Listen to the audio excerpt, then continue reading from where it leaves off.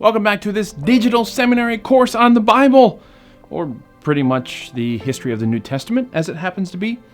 We should probably get a video about the Hebrew Bible at some point because that's like, most of the Bible.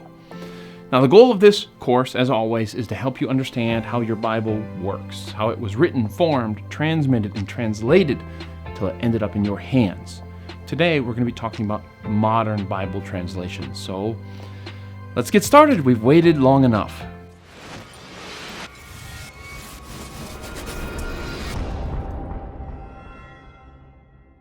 We left off in the last episode with the Revised Version and the American Standard Version. Both of these could technically be considered modern in the sense that they were influenced by modern textual criticism and discoveries of manuscripts, though few Bible readers today would probably call them modern.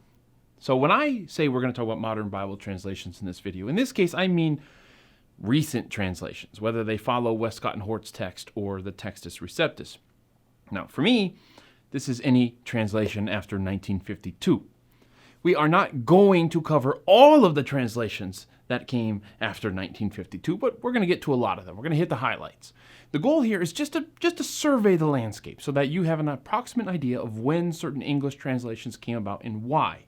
Now, at first glance, the number of English Bible versions out there just seems absurd, like Ryan Becker absurd, like Ryan Becker in his cave with no light and crazy hair absurd. Okay? People think it must be a money grab by publishers or a conspiracy to sow confusion among Christians, and we're going to see that this is nonsense. And at the end of the video, I'm going to talk about which Bible might be right for you in case, you're looking for one. So you're not going to want to miss that. So many of the versions people are familiar with today didn't appear until the second half of the 20th century. There were a few early 20th century translations, but it was really the Revised Standard Version of 1952 that started the landslide. Now, before we get to the RSV, I need to say a word about the text most of these modern translations are based on. Almost all of them. It isn't Westcott and Hort per se, but the Nestle-Aland Greek text. Back in 1898, old Eberhard Nestle combined the readings of Westcott and Hort and Tischendorf and created his own Greek text. Westcott and Hort had leaned heavily upon Codex Vaticanus, while Tischendorf had leaned heavily on Sinaiticus. And since both were really important manuscripts, it seems that Nestle wanted more balance than Westcott and Hort were providing. Plus, he left us notes so we could tell where Tischendorf and Westcott and Hort differed, and that made this text very valuable. Eberhard Nestle left his work to his son, Erwin, who later recruited Kurt Aland to help, and Kurt Aland would later recruit his wife, Barbara, to work alongside him. And Barbara is still alive to this day. Just fun fact. My point with this little genealogy lesson is to show, first of all, why this Greek text we use today is called the Nestle-Aland text. Okay, you're going to see the abbreviation NA in a lot of your Bible's footnotes, and that's what it's referring to. And also how this text was handed down to us. The philosophy behind it has changed a little over the decades. From the beginning, the idea was to adopt whatever reading the majority of critical editions supported. That is, you look at Westcott Hort, you look at Tischendorf, and then somebody else like Weymouth, and where they agree, you could feel confident. Where they disagree, Eberhard Nestle went to Weymouth as the tiebreaker. Now, in 1927, with the 13th edition, it got a critical apparatus for the first time. And after 1979, the text began to be based on a slightly wider base of manuscripts, especially those papyri that were discovered in the early 20th century. Now, this text, this Nestle-Aland text, is still very similar to Westcott and Hort's, okay? The latest edition of Nestle-Aland, which is, we abbreviated NA28, the 28th edition, only differs in about 600 places from Westcott and Hort out of hundreds of thousands. Okay? In the end, Westcott and Hort weren't able to continue their work, and Nestle and Aland were. So that's why we use the Nestle-Aland text today, and we don't talk as much about Westcott and Hort. Now, I'll add a note for those who have heard of the UBS text, that is the United Bible Society's Greek text, which is almost identical to Nestle-Aland, like almost. So I'm not going to really talk about that. Anyways, back to the English translations. Okay, so the American Standard Version of 1901 was published in the middle of several consequential discoveries of biblical manuscripts. So even though it came out in 1901, it was very much a product of the 19th century. It was eventually decided that the ASV needed to be revised. Why?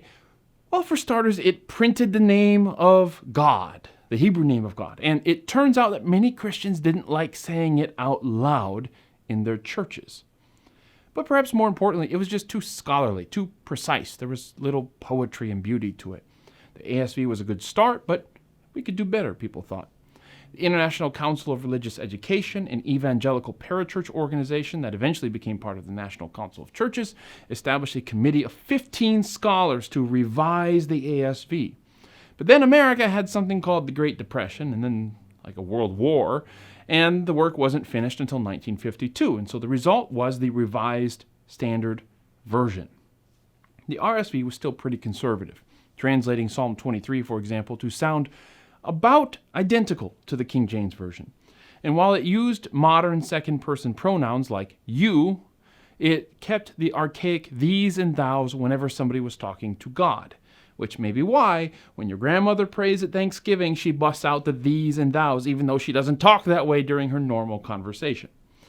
It's pretty incredible that the RSV kept the these and thous in the text. It's a testament to how much translation work is about the reader and not just the biblical text.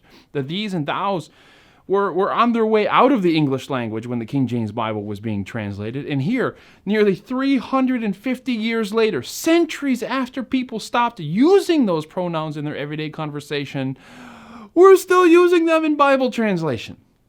In fact, I would argue that they would have dropped out of language a lot sooner had it not been for the King James Version. The point of the King James Version was to have a Bible that was in the language of the people, right? But you have to deal with the fact that people don't always want a Bible in the language of the people. Some people like it when their Bible sounds old. They don't want it to sound like it was written yesterday. It's an ancient book. Shouldn't it sound, well, ancient?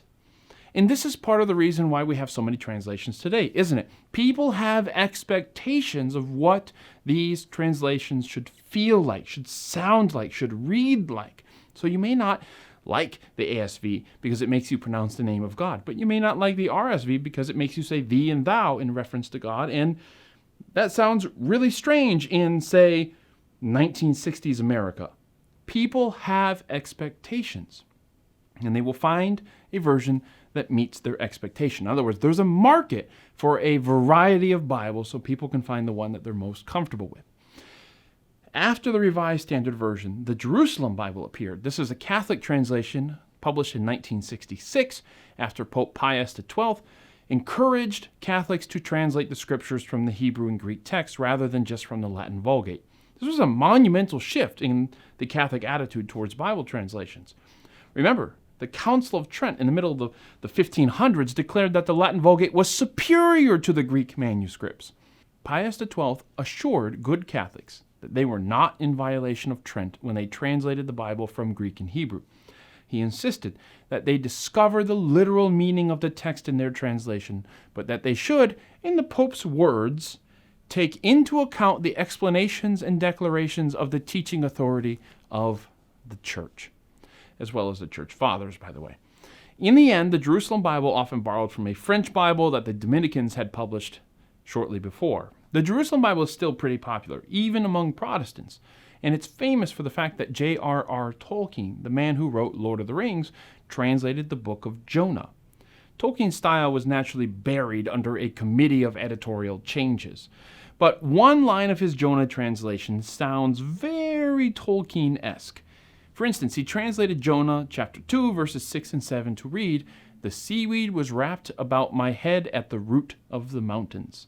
In The Lord of the Rings, Tolkien, in referring to the Misty Mountains, writes that the roots of those mountains must be roots indeed. So if you're eager to grab a Jerusalem Bible to read about how Jonah finds a magical ring in the fish and uses it to defeat a dragon in Revelation, I'm sorry to disappoint you. In summary, the Jerusalem Bible is still considered a sound translation that is also pleasant to read. Some mainline Protestant church they even use this translation. All right, we need to move along, though we can't stop and talk about every Bible translation in as much detail. Okay, we have the New American Bible and the New English Bible appearing in 1970. The New American Bible was another Catholic translation, which, like the Jerusalem Bible, was spurred on by Pius XII's 1943 encyclical encouraging Bible translation from the Hebrew and Greek. The New English Bible, on the other hand, was meant to be a replacement of the old Revised Version. And a year after those two Bibles appeared, 1971, the New American Standard Bible arrived. And I should say that very few of these Bibles actually appeared on the date I'm giving you. The NASB, like most translations, was completed in parts, with the Gospel of John arriving in 1960. 1971 was only when the project was finished, okay? Anyway, if the New English Bible was designed to be a spiritual successor to the Revised Version, then the NASB was created to be the spiritual successor of the American Standard Version. Now, the original NASB had the these and thous, but these would be removed in 1995. So the NASB that you probably have at home is probably the 1995 version, or one after that. The NASB has a reputation as a literal translation, and if you don't know how strongly I feel about using the word literal, then just watch these videos all over again, okay? This owes to its word-for-word style of translation. It's not always the smoothest translation, but they try to get the words translated, every word translated. This has led to the chief criticism of the NASB that it's awkward to read and there's not a lot of poetry to it. Sometimes when the Hebrew really is being poetic, the NASB will treat it as prose, so it tends to appeal to those logical thinkers among us, those Bible students who want to cut through the fluff and get straight to the doctrine. In 1978, the Good News Bible, or Good News Translation, emerged from the American Bible Society. I first encountered this Bible in my Catholic school growing up. It's been a surprisingly popular version among Protestants and Catholics owing to its simple language and what I call its stick figure drawings. I should say that most of these post-1960 versions were enamored with this novel idea of dynamic equivalence, or the idea that we should translate the thoughts of the original author rather than focusing on the specific words. This basic idea isn't new, of course, but it had been forcefully and really articulated very well by an American linguist named Eugene Nida. Nida set the stage for all future debates between functional equivalence and formal equivalence to technical phrases which often get dumbed down to mean translating thought for thought versus translating word for word. Anyways, just a little side note for you there. Moving on. The New International Version appeared in 1978. Finally. The story began with an evangelical engineer working for General Electric in Seattle who found the King James Bible an impediment when he was trying to witness to people. So he campaigned for a new translation for 10 years before a group of 15 scholars finally met in 1965 in Chicago. Notice that this process began in the 1950s. This process that eventually resulted in the NIV in 1978, it began about 25 years earlier. Now, this committee of 15 people became known as the Committee on Bible Translation, under the sponsorship of the New York Bible Society, which became the International Bible Society, which became Biblica. The Bible Society had to sell their building and take out a mortgage on another building in order to pay for the NIV, hugely expensive. They instituted a hiring freeze, anything to scrape together enough money to finish this project, which ended up costing $8 million. Now, the process was painstaking. Each book of the Bible was given 2 translators and 2 translation assistants. An English style consultant was added if anybody needed them. Once they were done, a team of 5 Bible scholars reviewed their work. Then it went to a committee of 8 to 12 scholars, as well as outside critics, to review it as well. And then it was sent to pastors and students for feedback. So yeah, it took a while to get this Bible done. And as with the NASB, the Gospel of John was published first, and as with the NASB, the whole project took 10 years to complete.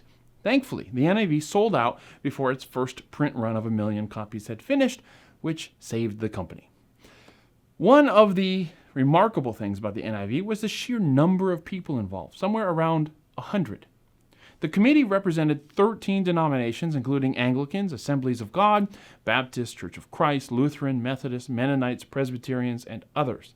It was called an international version because the scholars came from the United States, Britain, Australia, New Zealand, and Canada. But this is a bit of an exaggeration because of those 100 scholars, let's say, 90 were Americans. 90% of the translators were Americans, and we call this an international version. Wonderful. The NIV was part of a wave of conservative translations in reaction to the Revised Standard Version of 1952, which many conservatives thought was too liberal. The Amplified Bible, the NASB, and the NIV were part of that first wave of conservative translations that emerged in response to that perceived liberal bias. So when Howard Long, he's the General Electric engineer who campaigned for the NIV, his words weren't falling on deaf ears, okay, when he was pushing for this translation. Several evangelical organizations in the 50s had realized the need for a new translation. And if the RSV wasn't for you, you were stuck with a Bible that was at least 50 years old, unless you were Catholic. So 4 years after the NIV, the New King James Version arrived. It was originally billed as the 5th revision of the King James Bible. Like the NIV, a conservative evangelical was the instigator. And like the NIV, the New King James Version had its origins in meetings that took place in Chicago, as well as Nashville. And like the NIV, around 100 scholars were involved in the translation process.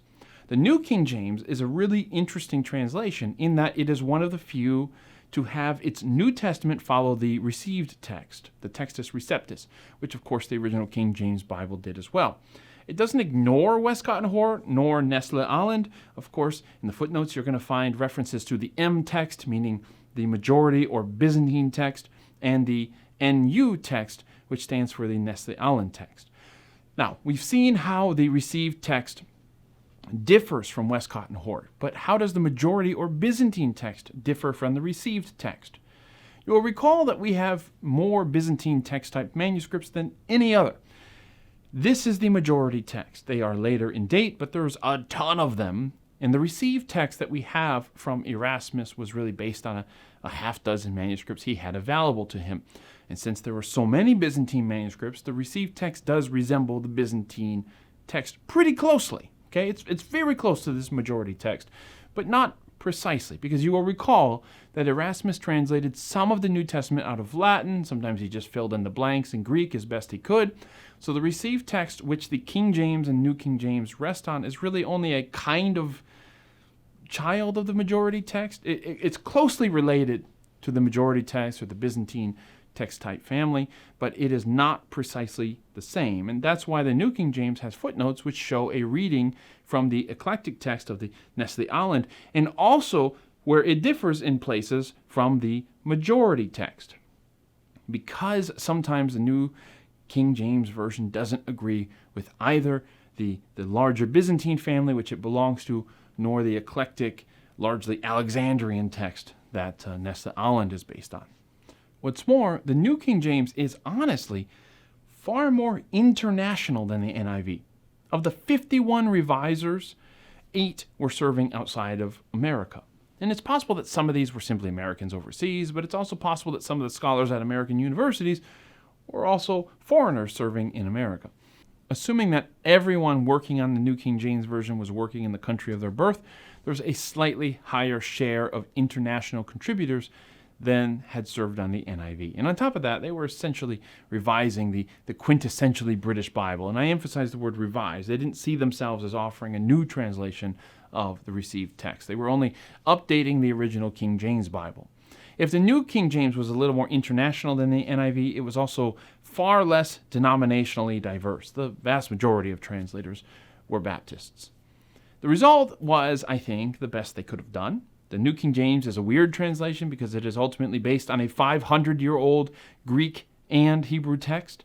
It was almost as if every idea in textual criticism since then never happened, which is not precisely true, of course, because the revisers were careful to provide those alternate readings from the Nestle-Aland and majority text.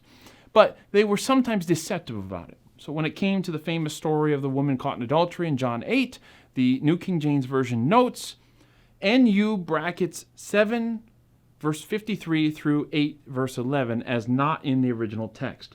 They are present in over 900 manuscripts of John. What does that tell us? First, that the Nestle-Aland text doesn't believe this story is original. Okay, it's the first thing you're going to notice. That's helpful because chances are you have a friend with an NIV and you may wonder why that same story in his Bible is placed in brackets and in italics. The New King James Version tells you why. But then it defends its own inclusion of the story by saying, well, the story is found in over 900 manuscripts. But what they don't say is which manuscripts. Manuscripts that popped up later on is the answer. Byzantine manuscripts. And the story was circulating around in the early church, to be sure. But there's almost like no early manuscript evidence for this story in the Bible. When John Chrysostom was preaching through the book of John, he got through John chapter 7. He went from a question that was asked in John 7:52, and he skips straight to John 8, verse 12, completely unaware, it seems, of the story of the adulteress in between. Cyril of Alexandria does the same thing in his commentary on the Gospel of John. These guys never seem to have even heard of the story. They just skip from the end of chapter 7 midway through chapter 8 as if the story in between wasn't there for them. Now, that isn't true for every Christian. Eusebius probably heard of it, but he thought it was from the Gospel according to the Hebrews. And after Eusebius, we see some Christian leaders referencing the story, but not from the Gospel of John. So we probably have this story in our Bibles today in the 8th chapter of John because Jerome included it there in the Vulgate. But my point, again, is simply to say that the New King James Version tries to make you think that Nestle-Aland is being unreasonable since the story is found in over 900 manuscripts. Why wouldn't you include it? What they don't tell you is that almost all of those manuscripts are from the Middle Ages, far, far, far after the Bible was written. Now, the revisers also made a point to say that the Byzantine text, the family which the received text is part of course, was unfairly sidelined by modern Greek scholars. And what the revisers don't say is why the Byzantine text was largely rejected by modern Greek scholars. It's a little like saying, why do we not drink Coca-Cola out of glass bottles anymore? Glass is important. Not everything has to be aluminum. It's not fair. Okay, fine. But don't hint at an aluminum conspiracy against glass. Aluminum is just cheaper, it's lighter, it's easier to open. In other words, it's better in significant ways. And that's why we don't drink Coke out of glass bottles as much as we used to. Okay, my analogy isn't perfect because drinking out of glass bottles is pretty awesome in my opinion. I'm just saying, don't claim this change isn't fair. Even if you like glass bottles, any reasonable person can appreciate why the switch to aluminum was made. So if you look at these manuscript families and you immerse yourself in the conversation that's been happening over the past few hundred years over these different text type families, it's not a conspiracy to sideline the Byzantine manuscripts. It's just that they're relatively recent. Now, in terms of language, the New King James greatly improves the readability of the King James Bible. But it also preserves some Elizabethan language that really has no place in the 20th or 21st centuries. Still, they did the best they could. And I should add that 9 scholars who worked on the NIV also worked on the New King James Bible. Sometimes we read like conflict between these translations that just was never there. Now, the New King James Version and NIV were and are incredibly popular, but don't let that stop anyone. The Jerusalem Bible was updated and became the New Jerusalem Bible in 1985.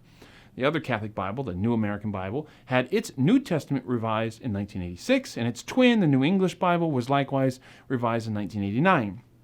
The Revised Standard Version of 1952 became the New Revised Standard Version of 1990. So the late 80s, early 90s were a time when some of these modern translations were themselves being revised, being modernized. The decision to revise the New Testament of the New American Bible was made just 8 years after it was published. The NIV, it should be said, went through a small revision in 1984, small but significant, whereas in the 1800s and early 1900s, we often had these Bibles, we had them for decades before they were revised. And now it's a nonstop process. And part of the reason for that is that we now have a greater academic body of Hebrew and Greek scholars than has ever existed. Many of them would love a crack at translating the Bible that will be read and enjoyed by millions. Second, language does seem to be changing more quickly, or at least it seems that way. Forget the King James. Words used just 50 years ago seem painfully quaint at times. Third, the intellectual property of these Bibles belongs to large Christian publishing houses or nonprofit organizations. Zondervan has the NIV, Thomas Nelson has the New King James family of translations, Crossway Books has the ESV, Tyndale has the New Living Translation. You get the idea. Each company is going to develop their own version. When the NIV was updated yet again, pretty substantially, in 2011, does that put pressure on other translations to update? Perhaps. I don't think you can reduce everything down to market pressures, but those pressures certainly exist. I mean, you're joking if you don't think these publishing houses don't pay attention to sales and aren't looking for new markets, because they are. Now, In the 21st century, I'd only note the arrival of the English Standard Version in 2001 and the New English Translation in 2005. The ESV is an evangelical revision of the Revised Standard Version that positions itself between the NIV and the NASB. It wants to be a little more word for word than the NIV, but not so wooden as the NASB. It rejects the gender-neutral language of the most recent Bibles and was led by James Dobson of Focus on the Family and a popular scholar named Wayne Grudem. It has grown to be a really popular version today, especially in evangelical circles. The New English Translation, or NET, is another conservative translation largely done by a group of Baptists at Dallas Theological Seminary. Not exaggerating, of the 22 people who were part of this project, 21 are connected to Dallas Theological Seminary. That's typically something that would give us pause, right? You want to see some variety among your translators. But it's a very innovative translation. For starters, it was conceived of as an internet-based translation, hence NET. The New Testament was first posted online for free in 1998 in what they called a beta edition, which is a term, of course, software engineers use to describe a program being tested so that the bugs can be worked out. So there's this approach to translation now that is influenced by the language of the internet, that we're going to produce this text and then keep fixing the bugs as we go. The NET gives really rich textual notes as well. So you might ask, if the story of the woman caught in adultery in John chapter 8 isn't found in the earliest Greek manuscripts, why would the NIV and other modern translations include it at all? Why put it in brackets and kind of section it off from the rest of the text? And the answer is tradition. Now, the NET includes this story as well, but they include footnotes that pretty much take up the entire page. I mean, look at this. And it explains why the story was probably not written by John in John here. They tell you which manuscripts have this story. They point you to scholarly papers in case you want to study it further. In other words, it doesn't just give you a footnote explaining that some manuscripts don't have it. They explain which manuscripts don't have it and give you reasons for and against including the story. Then you can decide, and this is by far one of my favorite features of the NET, and it's why I use it as a study Bible.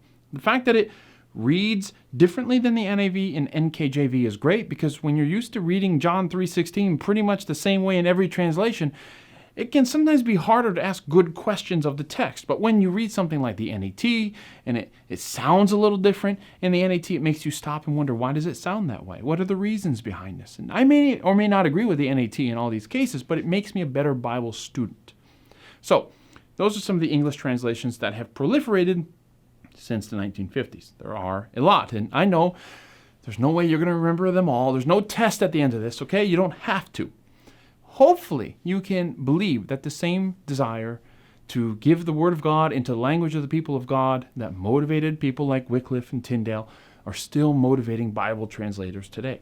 Yes, there are a lot of translations today, but there were a lot in the 1500s as well, and if the professors and church leaders of the 1500s have been able to meet and print translations as cheaply as we can today, you can bet there would be dozens more in the 1500s, okay? Back then, the Calvinists had their preferred Bible, the Catholics had theirs, the Anglicans had theirs. It's no different today, except that some Bibles, like the New Revised Standard Version, have successfully appealed to both Protestants and Catholics, which is a relatively new thing. But the basic reality that Christian communities shape translations is still true. Now, I doubt Adventists would ever attempt a true Bible translation anytime soon, mostly because we're afraid of being labeled a cult. So stop labeling us a cult. But if we did make our own translation, no doubt our beliefs would influence our translation choices, okay? The NIV has strengths and weaknesses and a bias, and so does the New King James Version. So do all of them, and that's why I don't complain about the number of translations we have, because I want people to keep trying to understand the original languages and to keep trying to translate it into English in the best possible way. And it's when we stop trying to translate the Bible that I feel like we should be worried. When one translation comes to dominate for 300 years, I think we've lost something, because language changes during that time. Does this mean we need 9 million translations so that no two people use the same translation? I know the math isn't right there, but certainly not. We simply have to strike a balance between encouraging translation but also aiming for that translation to be designed for as many people as possible. don't want to see the Baptists create a version just for Baptists and the Adventists create a version just for Adventists. And as we learn more about the Bible and discover more about those times in which it was written, we should all expect Bible translation to reflect that growth. Now, to the question of which Bible you should use. I thought about giving you a cop-out answer like, the best translation is the one you read. But that's kind of cheap, isn't it? I mean, as a pastor, I see two types of Bibles, personally, a reading Bible and a study Bible. I've already told you that I like the NET for study, and I've told you why, right? Not because I think it's the best Bible translation out there, but because it encourages me to think the most. Now, I grew up with the New King James Version, and then I migrated to the NIV. The NET challenges what I remember from both of those translations. It gives me reasons for its translation choices, and I appreciate that. In time, I might get so used to the NET and I'll go find something else. For me personally, a good study Bible will have two features. First, it gets you to stop and think about the text. You will read and you will stop and you will think, that's an interesting word there, interesting way of translating that. Why did they do that? And second, notes will tell you why they did that. That's really important. I don't want too many interpretive notes that tell me what Paul meant. We all know that there might be 10 different ideas out there about what Paul meant, and a lot of these so-called study Bibles out there will tell you which of them it thinks is true. It won't tell you why, it won't give you its reasoning, it won't show you its math, it'll just say, this is what Paul meant, and you either believe it or you don't. The NET will likely list 5 of those 10 different ideas and then explain why it chose to translate it one way rather than the others. And I think that style does a better job of educating you as a student. As far as a reading Bible goes, I use the 2011 NIV right now. I'm open to other translations. I find when I'm preaching it's just the easiest thing to read. I don't have to stop a lot and explain what these words mean to the congregation. In particular, I love my NIV Andrew Study Bible. I don't really care for the notes, although some of them are quite good. The layout and the design of this Bible is so clear, it's well organized, it's just beautiful. And that's really important for a reading Bible. The NET is not pretty. I don't know why they use papyrus. It kills me. It has large oceans of text, and when you are at a Bible study or preaching a sermon, your eyes need to quickly scan the page to find the verse that you need. So I like the NIV, and in particular, this Andrew Study Bible for my reading Bible. You can choose another translation, of course, but it should be one that is easy to read and one that you don't need to stop and correct too often, right? And with that, our series on the Bible is over for now. I mean, I plan on doing a video explaining the origin of the Hebrew Bible at some point, and we will definitely add more episodes to this series about other aspects of the Bible, maybe exegesis and things like that.